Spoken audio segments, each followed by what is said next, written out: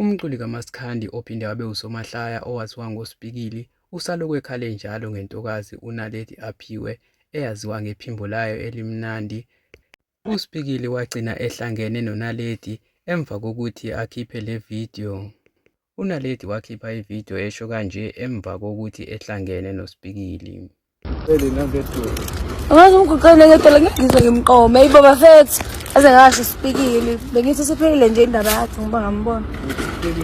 Bengithi sephelile phela ukudlala ngoba ngambona. Phela kanjani? Hayibo ngeke nje ngizomqoma oqala impofu wesibili nje akekho right ekhanda. Lensizwa ithi izokwenza noma yini ukuze igcine imwinile uNaledi. uSpikili ubonakale nenyanga yakhe imepheka Isho yonke into ayifunayo. Simbona esequnqe emnyama thu uthi ufuna ukuze abe yilento efunwa yilentokazi.